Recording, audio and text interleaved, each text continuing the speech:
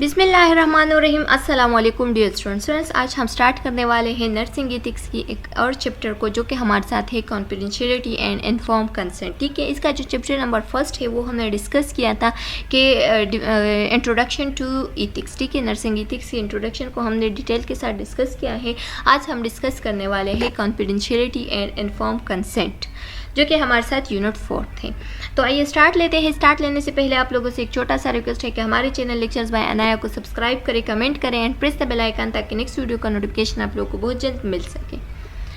Objectives क्या क्या है इस चैप्टर की। ठीक है, तो by the end of this presentation the participant will be able to, इस चैप्टर की एंड में पार्टिसिपेंट जो है ना वो जानेंगे कि डिफाइन कॉन्फिडेंशियलिटी को हम डिफाइन कर सकेंगे। ठीक है, what is confidentiality, what is informed consent, उसको डिस्कस करेंगे। डिस्कस इंपॉर्टेंस ऑफ कॉन्फिडेंशियलिटी, फिर उसकी इंपॉर्टेंस डिस्कस करेंगे कि कॉन्फिडेंशियलिटी के क्या क्या इंपॉर्टेंस हो सकते हैं। Explain the importance informed consent. ठीक है, और फिर उसके बाद जो मतलब इन्फॉर्म कंसेंट की कितनी इंपॉर्टेंस है उसको हम डिस्कस करेंगे। उसके बाद हम लीगल जो इथिकल या एलिमेंट्स है उसको हम डिस्कस करेंगे। ठीक है, और about inform consent and then उसके बाद discuss the process of inform consent. जितनी भी मतलब प्रोसेस है इन्फॉर्म कंसेंट के बारे में तो उसको हम डिस्कस करेंगे। फिर उसके बाद जो सेकेंड लास्ट ऑब्जेक्टिव वो होगा कि डिस्कस नर्सिस रोल क्या हो सकती है, नर्सिस रिस्पॉन्सिबिलिटीज़ क्या हो सकती है अबाउट कंसेंट प्रोसेस। ठीक है, और लास्ट में हमारे साथ हम डिस्कस करेंगे implication of case consultation in nursing ethics.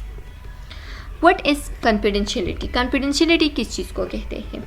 तो स्टूडेंट्स, कॉन्फिडेंशियलिटी जो है ना ये हमारे साथ किस चीज़ को कहते हैं कि हमने कॉन्फिडेंशियल रहना है किसी रूल्स के साथ, किसी प्रोमिस के साथ, किसी भी रिस्पॉन्सिबिलिटी के साथ आपने क्या करना है, एग्रीमेंट करना है।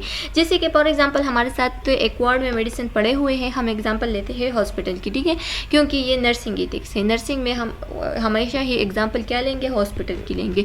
तो फॉर एग्जाम्पल हमारे साथ एक वार्ड में मेडिसिन पड़े हुए हैं और उस मेडिसिन जो है ना उसको किसी नर्स ने चोरी किया या किसी नर्स ने गायब किया, तो यह क्या हो सकती है, ये हमारे साथ जो रूल्स होते हैं, जो रेगुलेशंस होते हैं, जो प्रिंसिपल्स होते हैं, तो उससे बाहर हो गए, तो ये हमारे साथ कॉन्फिडेंशियलिटी नहीं आती पर। ठीक है, कॉन्फिडेंशियलिटी जो है ना वो किस चीज़ को कहते हैं, हमारे साथ जो रूल्स होते हैं, जो सेट ऑफ रूल्स होते हैं, ठीक है, जो प्रोमिस होते हैं, तो उसको फॉलो करना। ठीक है, उसके साथ एग्रीमेंट करना, इसको हम कहते हैं confidentiality. Through confidentiality agreement that limit access और प्लेसेस रिस्ट्रिक्शन, जो कि हमारे साथ क्या करते हैं, जो कि किसी प्लेस की रिस्ट्रिक्शन देती है। ठीक है, कि उस चीज़ मतलब फॉर एग्जांपल एक मेडिसिन जो है ना उसको हाथ नहीं लगाना है बगैर फॉर्मेशन की। ठीक है, अगर आपको फॉर्मेशन मिल गया तब आप उसको हाथ लगा सकते हैं। किसी एक्सेस की या किसी रिस्ट्रिक्शन देना किसी चीज़ के, तो ये हमारे साथ किस चीज़ में आते हैं, कॉन्फिडेंशियलिटी में आते हैं। ठीक है, अनसर्टन टाइप ऑफ इंफॉर्मेशन।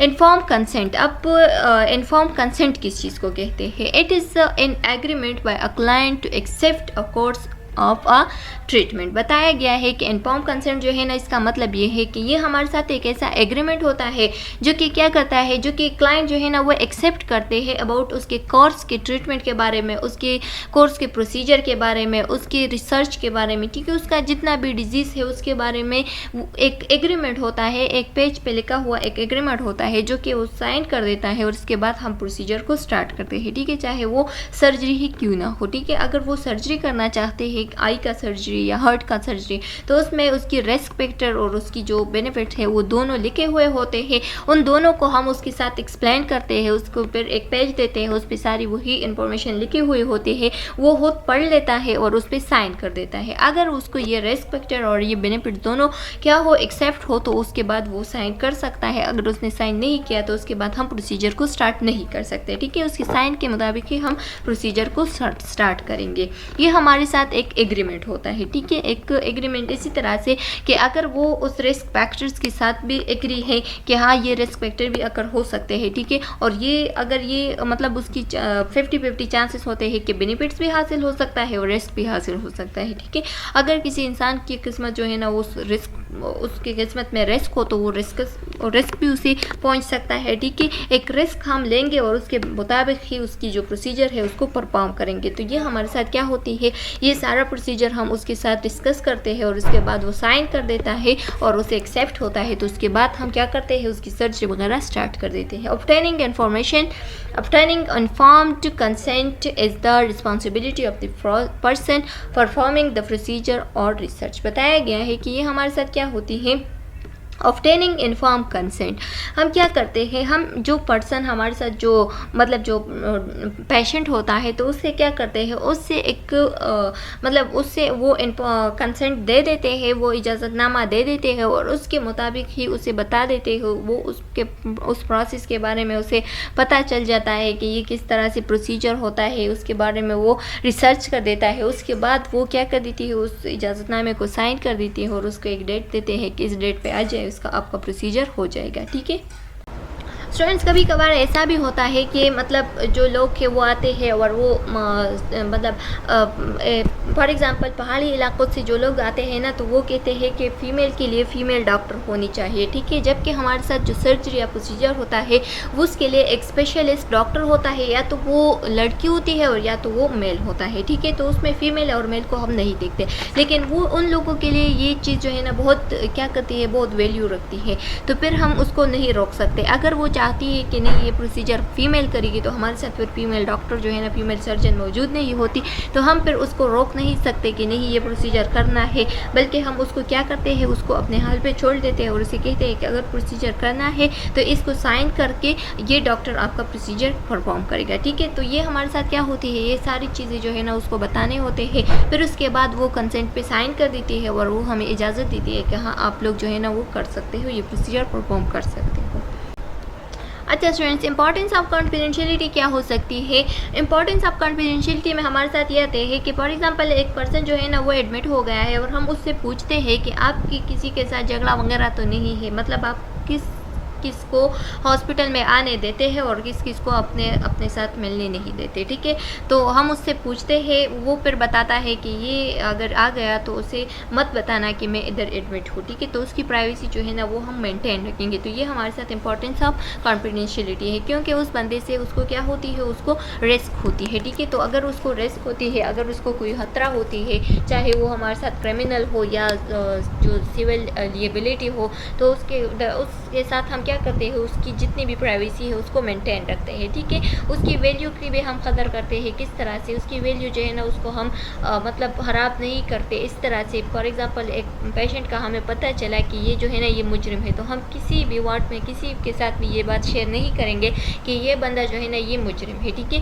क्योंकि ये उसकी वैल्यू जो है ना इसके साथ खराब हो सकती है, तो इसकी वैल्यू की भी हम कदर करेंगे, उसकी वैल्यू कभी भी हम खराब नहीं करेंगे। ठीक है, maintaining privacy and confidentiality help to protect participant for potentially harm. ठीक है, हम पेशेंट की जो जितने भी पेशेंट हमारे साथ आए हैं, ठीक है, तो उसको हम क्या करेंगे, उसको हम प्रोटेक्ट करेंगे किसी भी पोटेंशियली हार्म से। किस तरह से, फॉर एग्जांपल एक पेशेंट है, वही एग्जांपल कि वो हमें कहता है कि अगर ये बंदा आ गया तो इसको अंदर नहीं आना है, ना उसे बताना है कि मैं इधर एडमिट हूँ। ठीक है, क्योंकि इससे मुझे खतरा है। तो हम क्या करेंगे, उस बंदे को कभी भी अंदर नहीं आने देंगे। ठीक है, क्योंकि ये हमारे साथ फिर रूल्स में आते हैं, उस इम्पॉर्टेंस ऑफ कॉन्फिडेंशियलिटी में आते हैं कि पेशेंट को प्रोटेक्ट भी करना होता है, इंक्लूडिंग साइकोलॉजिकल हार्म, चाहे वो साइकोलॉजिकल हार्म हो सच एज एम्बेरसमेंट और डिस्ट्रेस। ठीक है, कि जैसे कि एम्बेरसमेंट हो सकती है, डिस्ट्रेस हो सकती है कि ये बंदा जो है ना मुझे एम्बेरस कर रहा है, डिस्ट्रेस कर रहा है, तो इस वजह से इसको अंदर नहीं आने देना है। तो फिर हम क्या करते हैं, फिर हम उसको अंदर नहीं आने देते हैं। Social harm such as loss of employment. ठीक है, या कोई सोशल हार्म जैसे कि वो इंसान जो है ना उसकी कत्ल भी कर सकता है। ठीक है, उसको मतलब उससे खतरा है। ठीक है, या उसकी जो फाइनेंशियली सपोर्ट है वो उसको डैमेज कर सकता है। तो हम क्या करेंगे, उसको बिल्कुल भी अंदर नहीं आने देंगे। या वो कोई क्रिमिनल या सिविल हो तो उसके साथ उस दौरान भी हम उसको कभी भी उसके साथ मिलने नहीं देंगे। हम कहेंगे कि आपको इजाज़त नहीं है, या हम ये कहेंगे कि वो इधर एडमिट नहीं है। ठीक है, अब नेक्स्ट हमारे साथ आते हैं कि जैसे कि हमने कॉन्फिडेंशियलिटी की इम्पॉर्टेंस जो है ना वो डिटेल के साथ पढ़े। अब हम पढ़ेंगे इन्फॉर्म कंसेंट की इम्पॉर्टेंस। ठीक है, कि जो कंसेंट होता है उसकी क्या इम्पॉर्टेंस हो सकती है। ठीक है, अच्छा स्टूडेंट्स, आप लोगों ने पॉइंट 2 में जो प्रिंसिपल्स को डिस्कस किए थे, प्रिंसिपल ऑफ पेशेंट, ठीक है, तो उसमें से हमने डिस्कस किए थे कि जो प्रिंसिपल्स होते हैं 4 प्रिंसिपल्स थे, उसमें हमारे साथ एक थी ऑटोनॉमी, ये हमने पॉइंट 2 में डिस्कस किया है, ठीक है, ऑटोनॉमी, बेनिफिशंस। दूसरा हमारे साथ था नॉन मिलीफेसेंस, ठीक है, और जो लास्ट वन था वो था जस्टिस, ठीक है। तो ये 4 प्रिंसिपल ऐसे प्रिंसिपल्स थे जो कि हमारे साथ पेशेंट के लिए यूज़ होते थे। पेशेंट जो है ना ये सारे प्रिंसिपल उसे मिलने चाहिए। जैसे कि ऑटोनॉमी मतलब पेशेंट खुद जो है ना वो खुद अपना डिसीजन ले सकते हैं, ठीक है, पेशेंट का डिसीजन वो खुद ले सके, ठीक है, दूसरा जो है ना उसके डिसीजन नहीं लेगा, ये खुद मुख्तारी को कहते हैं। दूसरा जो है ना वो हमारे साथ बेनिफिशेंट, हम पेशेंट को बताएंगे कि इसकी क्या क्या फ़ायदे हो सकते हैं, ठीक है, और हमेशा पेशेंट को फ़ायदा पहुँचाने की कोशिश करेंगे, ठीक है, पेशेंट को जितना भी प्रमोट हम कर सकते हैं तो उसको गुड प्रमोट करेंगे। फिर हमारे साथ नेक्स्ट आता था नॉन मिलीफिशेंस। नॉन मिलीफिशेंस का मतलब ये है कि पेशेंट को कभी भी नुकसान नहीं देंगे, ठीक है, यानी पेशेंट को हमेशा नुकसान से बचाएंगे, पेशेंट को कभी भी नुकसान नहीं देंगे। और जो लास्ट वन था वो जस्टिस था। जस्टिस का मतलब ये है कि हमेशा इक्वलिटी जो है ना वो परफॉर्म करेंगे, यानी जिस पेशेंट को ज़्यादा ज़रूरत हो डॉक्टर की, मेडिसिन की, मतलब उसकी असेसमेंट की, तो हम पहले उस पेशेंट को अटेंड करेंगे, फिर बाद में दूसरे पेशेंट को, ठीक है। तो हमेशा पेशेंट को इंसाफ देना चाहिए, सीरियस पेशेंट को फर्स्ट देखना है, बाद में दूसरे पेशेंट्स को, ठीक है। अच्छा, अब यहाँ भी क्या लिखा है कि the requirement of consent reflect the ethical principle of patient. जितने भी एथिकल प्रिंसिपल्स हैं ना पेशेंट की, तो उसमें हमारे साथ आती है ऑटोनॉमी, ठीक है, जैसे कि हमने डिस्कस किया कि खुद मुख्तियारी। It also reflect the principle of beneficence. दूसरा हमारे साथ बेनिफिशेंस है, पेशेंट को फ़ायदा मतलब पहुंचाएंगे। नॉन मेलिफिशेंस, पेशेंट को कभी भी नुकसान नहीं देंगे, ठीक है। तो ये हमारे साथ पेशेंट्स के प्रिंसिपल्स में आते हैं। ये हम क्या करेंगे, ये पेशेंट के प्रिंसिपल में या उस कंसेंट में लिखेंगे या उसको बताएंगे कि हम हमेशा जो है ना आपको फ़ायदा पहुँचाने की कोशिश करेंगे, ठीक है, कभी भी ये कोशिश नहीं करेंगे कि आपको नुकसान पहुंचाए, और आप जो है ना खुद मुख्तियार है, आप अपना फैसला खुद ले सकते हैं। It save both health care member, ये जो है ना हेल्थ केयर मेंबर को भी सेव करता है, और जो रिसर्चर होता है, जो पेशेंट होता है, जो पार्टिसिपेंट होता है, उसको भी सेव करता है। किस तरह से, फॉर एग्जांपल एक पेशेंट आ गया और उसे कंसेंट के बारे में पता भी नहीं है, उसको ये रिस्क फैक्टर या जो प्रोसीजर हम कर रहे हैं उसके फ़ायदे या नुकसान के बारे में पता ही नहीं है, और हम उसका डायरेक्ट ही सर्जरी कर देते हैं, और वो ऐसा होता है कि उसकी आई जो है ना, आई की सर्जरी होती है, तो आई की सर्जरी जो है ना वो आई जो है ना वो चली जाती है उसके उस सर्जरी के दौरान। तो क्या होगा, फिर वो पेशेंट कहेगा कि मुझे तो ये पता नहीं था कि ये मतलब इसके नुकसान भी है, मुझे तो सिर्फ फ़ायदों की पता था। तो फिर वो केस भी कर सकता है आपके पीछे, ठीक है, आपके खिलाफ जो है ना वो केस भी कर सकता है, आपको अरेस्ट भी कर सकता है, ठीक है, ये फिर आपको बहुत नुकसान पहुंचा सकता है वो पेशेंट और वो अटेंडेंस, ठीक है। तो पहले आपने क्या करना है, ये सारा जो मतलब कंसेंट है वो पेशेंट को देना है, पेशेंट जो है ना उस पर साइन करे, उसको बताना है कि इसकी ये रेस्पेक्टर है, इसकी ये जो मतलब नुकसान है और फ़ायदे हैं, ये सब आपने उसको बताना है। फिर उसके बाद वो अगर उसको साइन करे, उसको एक्सेप्ट करे, तो तब आप ये प्रोसीजर परफॉर्म कर सकते हैं। अगर उसने ये एक्सेप्ट किया और उसको फिर खतरा भी पहुंचाया, तो उसे पता होता है कि हाँ मैं तैयार था इसके लिए, उसको मेंटली तैयार रखना है, ठीक है। अच्छा, अब हमारे साथ यहाँ पे दिया गया medical treatment must not be administer without obtaining patient valid consent, ठीक है। पेशेंट की वैलिड कंसेंट जो है मतलब पेशेंट को बताना है कि आपकी कंसेंट में ये लिखा हुआ है, इस वजह से मैं ये आपको एडमिनिस्टर करता हूँ, ठीक है। पेशेंट के कंसेंट के बगैर किसी भी मेडिकल ट्रीटमेंट वगैरह स्टार्ट नहीं कर देंगे, ठीक है।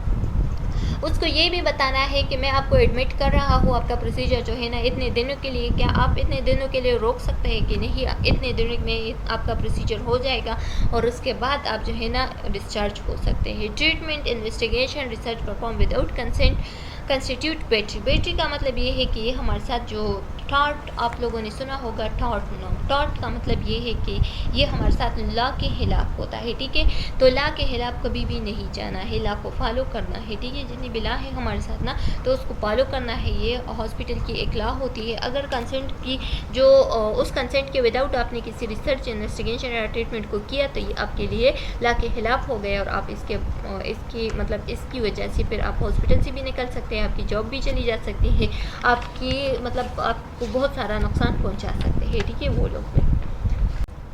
स्टूडेंट्स नेक्स्ट हमारे साथ आते हैं टाइप ऑफ इन्फॉर्म्ड कंसेंट। अब 2 टाइप होते हैं कंसेंट की, ठीक है। इन्फॉर्म्ड कंसेंट की 2 टाइप होती है। कौन कौन से? एक होती है एक्सप्रेस कंसेप्ट और दूसरा होती है इम्प्लाइड कंसेप्ट। एक्सप्रेस कंसेप्ट जो है ना ये हमारे साथ वर्बली होता है, ठीक है, और जो इम्प्लाइड होती है ना वो नॉन वर्बली। वर्बली किस तरह से? अगर हम एक पेशेंट से कहते हैं कि ये प्रोसीजर होने वाला है, इसके रिस्क फैक्टर, इसकी जो मतलब जो बेनिफिशिएंट है, जो रिस्क फैक्टर है वो ये है, ठीक है, तो क्या आप इसके लिए तैयार है? तो वो वर्बली कहते हैं कि हाँ मैं तैयार हूँ, या उसको रिटन लिख लेते हैं, उसका मतलब उससे साइन लेते हैं उस प्रोसीजर के जो कंसेंट होता है उस पर, ठीक है। तो ये हमारे साथ एक्सप्रेस कंसेंट हो गया। दूसरा हमारे साथ है इम्प्लाइड कंसेंट। जब हम छोटे छोटे कि कोई भी मतलब छोटे छोटे जो ट्रीटमेंट करते हैं, ठीक है, किसी छोटे सर्जरी, माइनर सर्जरी वगैरह हो गए, ठीक है, तो उस दौरान हम क्या करते हैं? उस दौरान हम पेशेंट से वर्बली मतलब उससे पूछते हैं कि क्या आप इस प्रोसीजर के तैयार है? तो वो अपने सर हिला के या अपना हाथों के ज़रिए से वो कहता है कि हाँ मैं तैयार हूँ, ठीक है, वो वर्बली कहता है। फिर तो नॉन वर्बली कहता है, मतलब अपने हेड के ज़रिए से या हैंड के ज़रिए से वो हमें इशारे के ज़रिए से बताता है कि हमें तैयार होते, इसको हम इम्प्लाइड कंसेंट कहते हैं। अब एक्सप्रेस कंसेंट में क्या लिखा है कि माई आइदर बाय ओरल और रिटन, ठीक है, ये ओरल भी हो सकता है और रिटन भी हो सकता है। Written consent is preferred if there are greater risk of a procedure. अगर ग्रेटर रिस्क का प्रोसीजर है, मतलब कि 60/40 है, ठीक है, उसको 40% जो है ना वो पैदा पहुंचा सकते हैं, और जो मतलब रिस्क फैक्टर जो है ना वो 60% है, तो फिर हम क्या करते हैं? हम उससे फिर मतलब वो लेते हैं जो हमारे साथ रिटनली उससे उस कंसेंट पे उससे साइन लेते हैं, ठीक है। और जो इम्प्लाइड कंसेंट होता है तो ये क्या होता है? Exist when the client non verbal behaviour indicate agreement, ठीक है। क्या करते हैं? पेशेंट से नॉन वर्बल बिहेवियर में मतलब वो एग्री हो जाते हैं, नॉन वर्बली हमें इंडिकेट करता है कि हाँ मैं एग्री हो गया हूँ, ठीक है, तो उसका प्रोसीजर फिर हम इम्प्लाइड कंसेंट के साथ स्टार्ट करते हैं। Element of informed consent. अब कुछ एलिमेंट्स है कंसेंट के, तो वो कौन कौन से हो सकते हैं? 4 बेसिक एलिमेंट्स है। The consent must be given voluntarily, ठीक है। क्या करना है आपने? जो वॉलंटरली का मतलब ये है कि आपने क्या करना है? आपने उसकी रजामंदी पूछनी है, ठीक है, उसकी रज़ा के साथ उसका कंसेंट जो है ना वो लेना है। अगर वो रज़ा नहीं है तो आप उसका प्रोसीजर भी नहीं कर सकते और उसका कंसेंट भी साइन ज़बरदस्ती नहीं कर सकते। The consent must be given by a client participant with the capacity and competence to understand. क्या करना है? जो कंसेंट होता है ना वो क्लाइंट से किस तरह से लेना है कि वो क्लाइंट में ये कैपेसिटी हो कि वो आपको मतलब बताए कि हाँ मैं ये जो प्रोसीजर है इसको क्या कर सकता हूँ, इसको बर्दाश्त कर सकता हूँ, मैं प्रोसीजर कर सकता हूँ, मुझ में इतनी एबिलिटी है कि मैं ये प्रोसीजर जो है ना वो परफॉर्म कर सकूँ, ठीक है। तो फिर आपने क्या करना है? उस कंसेंट पे उससे साइन लेना है। The consent must be specific to the procedure and person. Consent जो है ना उसके बारे में आपने सारे जो स्पेसिफिक बारे है उसको बताना है, ठीक है, उसको सारे प्रोसीजर के स्पेसिफिक बारे में बताना हो या उसे पता हो कि हाँ ये प्रोसीजर जो है ना मेरे साथ होने वाला है, ये किस तरह से प्रोसीजर होता है, इसकी जो साइन, इसकी जो मतलब जो फ़ायदे हैं वो भी बताना है और जो नुकसानात हैं वो भी बताने हैं, ठीक है। The client participant must be given enough information indicating including benefits and possible risk, ठीक है। आपने क्या करना है? क्लाइंट को पॉसिबल रिस्क फैक्टर्स के बारे में भी बताने हैं एंड बेनिफिट्स के बारे में बताने हैं, उसको पता होना चाहिए। तो ये 4 कुछ एलिमेंट्स थे, इंपॉर्टेंट एलिमेंट्स थे कंसेंट के बारे में जो कि पेशेंट को पता होने चाहिए कंसेंट को साइन करने से पहले। प्रोसेस ऑफ इन्फॉर्म्ड कंसेंट, ठीक है। अब क्या प्रोसेस हो सकता है इन्फॉर्म्ड कंसेंट का? तो प्रोसेस में हमारे साथ आते हैं कि a form of consent is given to the client that contain unnecessary information, ठीक है। बताया गया है कि क्या होता है? अ फॉर्म ऑफ कंसेंट, एक फॉर्म ऑफ कंसेंट होता है जो कि हम पेशेंट को देते हैं और उसमें सारे नेसेसरी इन्फॉर्मेशन लिखे हुए होते हैं। उससे पेशेंट के ज़रिए से वो अगर एक्सेप्ट करता है, एग्री करता है, तो वो उसको साइन कर देता है और हमें देता है वापस। हम उसके बाद उसका प्रोसीजर जो है ना वो स्टार्ट करते हैं। To give informed consent the client must not feel forced और प्रेशर, ठीक है। क्या करना है? अगर आपने पेशेंट को मतलब जो पेशेंट होता है उससे कंसेंट साइन करना है और उससे सारे इन्फॉर्मेशन देने हैं, उसके बाद आपने पेशेंट को देखना है कि वो कहीं फोर्स में आकर उसको साइन तो नहीं कर रहा है या प्रेशर में आके, ठीक है। बिल्कुल फ्रीली इन्वायरमेंट उसको प्रोवाइड करना है और खुद अपनी रजामंदी के साथ उसको साइन करना है, ठीक है। The client must feel free and make decision, ठीक है, मस्ट फील फ्री, उसको फ्री फील करना चाहिए और वो खुद अपने डिसीजन फिर बाद में लेगा जब वो फ्री फील करेगा। The consent form must not contain such a word that the client may not understand. क्या बताया है कि क्या होता है कि the consent must not contain such a word, ठीक है, इसमें ऐसे वर्ड्स नहीं होने चाहिए, ऐसे डिफ़िकल्ट वर्ड्स नहीं होने चाहिए जो कि पेशेंट को समझना चाहिए, बल्कि सिंपली वर्ड्स में उस कंसेंट को लिखना चाहिए और सिंपली वर्ड में उसको समझाना चाहिए ताकि उसे समझ आ जाए और उसके बाद उसको उस प्रोसीजर के लिए वो क्या हो जाए, एग्री हो जाए। जैसे कि हमारे साथ फॉर एग्जांपल कभी कभार ऐसा होता है कि पेशेंट प्रेशर में होता है, जैसे कि पेशेंट कहता है कि मुझे ये सर्जरी नहीं करना है और उसके हस्बैंड, उसके फैमिली वाले कहते हैं कि इसके जो मतलब बेनिफिट है वो ज़्यादा है तो इसकी सर्जरी ये करनी चाहिए, जबकि पेशेंट में खुद ये एबिलिटी नहीं होती कि वो इस प्रोसेस को क्या करेगा, अपने आप में ये एबिलिटी नहीं देखती कि वो इस प्रोसेस के साथ वो मतलब स्टेबल होगी या वो जो है ना वो ये सर्जरी कर पाएगी, ठीक है। तो इस वजह से फिर आपने क्या करना है, पेशेंट को बिल्कुल फ्रीली एनवायरनमेंट देना है और उस फ्रीली एनवायरनमेंट में उससे क्या लेना है, डिसीजन लेना है कि वो इसके साथ एग्री हो जाए, ठीक है। नेक्स्ट हमारे साथ है कि consent must B translate if the client has language barrier. अगर क्लाइंट जो है ना वो अफ़गानिस्तान से आया हुआ है, ठीक है, तो उसे फिर उर्दू की समझ नहीं आती, तो क्या करना है, आपने उसको पुश्तो में बताने हैं, ठीक है, या उसको इंग्लिश में समझाना है कि इसमें ये कहता है, ये बात है, ये सारी जो जितनी भी ट्रांसलेट है उसको आपने ट्रांसलेट करना है और अपने कंसेंट को क्या करना है, उसको मतलब सारे प्रोसीजर के बारे में बताना है कि क्या आप इसको अब साइन कर सकते हैं कि नहीं, ठीक है। If a client can't read, अगर क्लाइंट जो है ना वो उसको रीड नहीं कर सकते तो आपने फिर रीड करना है सारा कंसेंट और उसे बताना है। Exception to requirement of consent, ठीक है, अब कुछ एक्सेप्शन है जो कि वो लोग जो कि इस कंसेंट को खुद साइन नहीं कर सकते बल्कि उसके फैमिली वाले या उसके जो सबलिंग्स है उससे हम क्या करते हैं, जो सब्स्टिट्यूट उसके साथ आए हैं, रिश्तेदार आए हैं, जो सरोगेट्स है, उससे हम क्या करते हैं, ये साइन लेते हैं और उसका प्रोसीजर कर देते हैं, ठीक है। उसमें हमारे साथ कौन कौन से लोग शामिल हैं, माइनर शामिल हैं, माइनर्स में चिल्ड्रंस आते हैं बिलो 18, ठीक है, जितने भी मतलब 18 से कम एज वाले बच्चे हैं तो उससे हम साइन नहीं ले सकते, ठीक है, उससे कंसेंट साइन नहीं कर सकते बल्कि वो फैमिली वाला करेगा।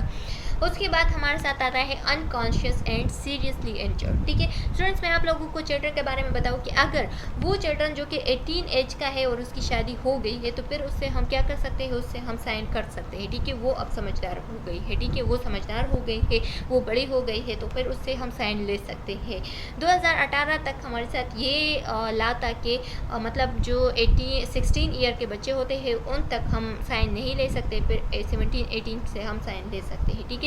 लेकिन अभी जो है ना 2022 में ये ला पास हो गई है कि जो 18 तक बच्चे होते हैं तो उससे साइन नहीं ले सकते, लेकिन अगर उसकी शादी हो गई है तो फिर उससे ले सकते हैं क्योंकि वो समझदार है। अनकॉन्शियस और सीरियस इंजर्ड, ठीक है, या वो पेशेंट जो कि इमरजेंसी में आया हुआ है और अपने होश और हवास में नहीं है, सीरियस इंजर्ड हो गए हैं, हेड इंजरी हो गई है, तो उस दौरान भी उसकी जो फैमिली वाले होते हैं उससे हम साइन लेते हैं, ठीक है, उससे हम कंसेंट जो है ना उसको एग्री कर देते हैं। एंड मेंटली इनकॉम्पिटेंट, या वो लोग जो कि मेंटली ठीक नहीं है, ठीक है, साइको है, ठीक है, या उसकी जो मेंटली कोई प्रॉब्लम है तो उस दौरान भी हम उससे साइन नहीं कर सकते क्योंकि उसे कुछ समझ नहीं आती। टर्म्स रिलेटेड टू कंसेंट, अब कुछ टर्म्स है जो कि कंसेंट के साथ रिलेटेड है, ठीक है, तो उसको हम डिस्कस करते हैं। टर्म्स रिलेटेड टू कंसेंट में हमारे साथ जो फर्स्ट वन है वो है डिसीजनल कैपेसिटी। पेशेंट में ये कैपेसिटी होनी चाहिए कि वो इस प्रोसीजर को फर्दर जो है ना वो क्या कर सकती है, वो अपने आप में ये एबिलिटी देख सकती है कि हाँ मैं इस प्रोसीजर को परफॉर्म कर सकती हूँ, ठीक है। उसे पता होना चाहिए सारी प्रोसीजर के बारे में, उसकी रिस्क फैक्टर के बारे में, उसकी बेनिफिट्स के बारे में, और फिर उससे के बाद पेशेंट में ये एबिलिटी देखनी चाहिए क्या वो इस प्रोसीजर को अंडरस्टैंड कर सकता है कि नहीं, उसको परफॉर्म कर सकता है कि नहीं, तो उसके बाद उससे क्या करना है, डिसीजन लेना है, ठीक है। Being the ability to understand and appreciate realise the nature of consequence of a decision regarding medical और सर्जिकल प्रोसीजर, ठीक है। पेशेंट में ये एबिलिटी होनी चाहिए कि वो अंडरस्टैंड कर सके, वो अप्रिशिएट कर सके इस प्रोसीजर को, ठीक है, सर्जरी को, इस मेडिकल प्रोसीजर को, कि हाँ उसे पता है और वो इस वजह से उसके बेस पे डिसीजन लेती है, ठीक है। दूसरा हमारे साथ आता है सब्स्टिट्यूटेड जजमेंट। सब्स्टिट्यूटेड जजमेंट का क्या मतलब है, यानी जो उसके साथ जो सरोगेट आए हैं, जो मतलब फैमिली वाले आए हैं, जो उसके करीबी रिश्तेदार हैं वो आए हैं, तो उससे क्या करेंगे, अगर पेशेंट में ये एबिलिटी नहीं है कि वो मतलब उसमें अपने आप में ये जो एबिलिटी है वो नहीं देखती, जो कैपेसिटी है वो नहीं देखती, और वो कहती है कि मेरा जो डिसीजन है वो अगर फैमिली वालों ने ले लिया तो मुझे कबूल है, तो फिर हम क्या करते हैं, उसको सरोगेट से उसका डिसीजन जो है ना वो मेक करते हैं। जैसे कि यहाँ पे बताया है कि it is defined as a principle that allow a surrogate decision maker to attempt to establish which as much accuracy as possible. ठीक है, क्या करते हैं कि अगर पेशेंट को ये मतलब ये कबूल है कि हाँ मुझे ये कबूल है कि मेरा जो फैमिली वाले हैं वो अब मेरा ये साइन जो है ना वो कर सकता है, मुझे जो है ना इस प्रोसीजर के लिए वो अलाउ कर सकते हैं, तो मैं भी क्या हूँ, मैं भी इसके लिए तैयार हूँ। ठीक है, तो फिर क्या करना है, एज सुन एज पॉसिबल उसके फैमिली वालों से डिसीजन लेते हैं और उसका प्रोसीजर जो है ना वो स्टार्ट करते हैं। What decision is incompetent patient would make if he और she are competent to do so. हाँ ठीक है, बताया गया है कि कुछ डिसीजन ऐसे होते हैं जो कि पेशेंट जो है ना वो इसके काबिल नहीं होते कि उस पर मतलब वो क्या करे, उस पर साइन करे। ठीक है, तो वो फिर फैमिली वालों से उसका साइन करने के लिए काबिल समझते हैं। अब हमारे साथ नेक्स्ट टर्म्स है कि in advance health care directive also known as living will। ठीक है, पर्सनल डायरेक्टिव, एडवांस डायरेक्टिव और एडवांस डिसीजन। क्या होता है, कभी कभार ऐसा होता है कि जो पर्सन होता है, जो पेशेंट आया है और जो उसके फैमिली वाले आए हो, तो कहते हैं कि डॉक्टर आप समझदार हो, आप मेरे लिए जो भी डिसीजन लेंगे हमें कबूल होगा। ठीक है, चाहे वो हमारे लिए रिस्क उसके लिए ज़्यादा हो लेकिन उसकी फ़ायदा हो सकती है हमें, तो हम क्या करेंगे, आप पे ये जिम्मेदारी डालते हैं कि आप हमारे लिए साइन कर सकते हैं। तो फिर इस दौरान क्या करेगा डॉक्टर ये जो है ना ये फिर लीगल डॉक्यूमेंट्स साइन करना है। ठीक है, मतलब ये भी लीगली है कि हाँ उसे जो है ना अपने साइन करने के काबिल डॉक्टर को समझा तो डॉक्टर जो है ना वो कर सकता है। फिर as a legal document in which a person specified what action should be taken for his health if he is no longer to make decision for himself because illness और इनकेपेसिटी। ठीक है, इलनेस या incapacity की वजह से वो खुद अपना डिसीजन नहीं लेता, तो फिर वो क्या करता है, हेल्थ केयर वर्कर से कहता है कि जो भी डिसीजन आपने मेरे लिए लिया मुझे ये कबूल होगा। ठीक है, तो फिर क्या करता है, ये जो है ना ये हमारे साथ लीगल होता है और हम उसके लिए क्या करते हैं, डिसीजन जो है ना उसको तैयार करते हैं। नेक्स्ट हमारे साथ आता है कि such authority specific as power of attorney. Power of attorney आप लोगों ने सुना होगा कि जो मतलब पावर ऑफ हुकूमत, ठीक है, गवर्नमेंट की पावर। ठीक है, इसको हम अथॉरिटी अटॉर्नी कहते हैं। और हेल्थ केयर प्रॉक्सी, ठीक है, या हेल्थ केयर प्रॉक्सी क्या होता है कि उसको क्या करना है, उसको सारा जितना भी मतलब हमारे साथ जितने भी रिस्क फैक्टर वगैरह है वो बताने हैं, और उसके खिलाफ जो है ना अगर आपने साइन किया तो ये हमारे साथ हेल्थ केयर प्रॉक्सी हो गई, यानी उसके खिलाफ आपने क्या किया, उसका डिसीजन ले लिया, जबकि पेशेंट जो है ना उसमें इतनी कैपेसिटी नहीं थी कि उसको पता हो कि इस डिसीजन का मतलब ये है कि इसके रिस्क फैक्टर्स भी है और उसके फ़ायदे भी है। ठीक है, वो अगर अपने आप के लिए ये डिसीजन नहीं लेता और आप उसके लिए डिसीजन बगैर इन्फॉर्मेशन के लिए परमिशन के ले ले, तो फिर क्या होगा, आपके लिए इसमें बहुत सारे नुकसानात है। बहुत सारे नुकसानात इस तरह से है कि ये हमारे साथ लॉ में नहीं मौजूद है और आपने उसका प्रोसीजर जो है ना वो परफॉर्म किया, तो फिर आप जो है ना इसके क्या हो सकते हैं, पावर ऑफ अटॉर्नी के बेस पे आप जेल भी जा सकते हैं। ठीक है, तो यहाँ पे क्या लिखा है कि सच अथॉरिटी स्पेसिफाइड, कुछ ऐसे अथॉरिटी जो कि हमारे साथ स्पेसिफाइड है, जैसे कि पावर ऑफ अटॉर्नी हो गई, ठीक है, या हेल्थ केयर प्रॉक्सी हो गया, in which the person authorise someone an agent to make decision on his behalf when he is क्या है, इनकैपेसिटेड। बताया गया है कि कुछ ऐसे अच्छा स्टूडेंट्स, अब बताया गया है कि कुछ ऐसे स्पेसिफाइड अथॉरिटी भी हो सकते हैं कि जिसको हम पावर ऑफ अटॉर्नी यानी गवर्नमेंट की पावर या हेल्थ केयर प्रॉक्सी भी कह सकते हैं। जैसे कि पेशेंट जो है ना वो खुद अपना डिसीजन दूसरों को देता है और कहता है कि मेरे लिए ये डिसीजन ले ले। ठीक है, जैसे कि एक बीवी है और वो कहता है कि जो भी रेस्पेक्टर है, जो भी बेनिफिट है वो सब मेरे शौहर को बताओ और मेरा शौहर ही मेरा क्या लेगा, मेरा डिसीजन लेगा। तो इसको हम कहते हैं हेल्थ केयर प्रॉक्सी या पावर ऑफ अटॉर्नी। ठीक है, जो क्योंकि पेशेंट में ये कैपेसिटी नहीं होती कि वो इस के लिए साइन कर दे। Such power of attorney who advocate for incompetent person is known as surrogate decision maker patient substitute. ठीक है, और इसी तरह से इस पावर ऑफ अटॉर्नी के लिए जो भी काबिल होता है, जिसको हम काबिल पर्सन समझते हैं, तो वो हमारे साथ सरोगेट होता है, यानी उसकी जो सबलिंक हो गई, ठीक है, उसकी माँ, उसकी बहन, उसकी जो करीबी रिश्तेदार वहाँ पे मौजूद होता है, उसकी शौहर, ठीक है, तो वो जो है ना उसके लिए फिर डिसीजन मेक कर सकता है, वो डिसीजन मेकर होता है। ठीक है, पेशेंट सब्स्टिट्यूट भी उसको हम कहते हैं। तो चलो स्टूडेंट्स, यहाँ तक हमारा जो हाफ चैप्टर है वो कंप्लीट हो गया है। नेक्स्ट वीडियो लेक्चर में हम नेक्स्ट इसकी जो फर्दर स्लाइड्स है उसको डिस्कस करेंगे, और नेक्स्ट वीडियो लेक्चर में इंशाल्लाह उसको हम क्लियर करेंगे। उम्मीद है कि आप लोगों को ये समझ में आ गया होगा। हमारे चैनल लेक्चर्स बाय नाया को सब्सक्राइब करें, कमेंट करें और प्रेस द बेल आइकन, ताकि नेक्स्ट वीडियो आप लोग को बहुत जल्द मिल सके। नेक्स्ट वीडियो में मिलते हैं, तब तक के लिए अल्लाह।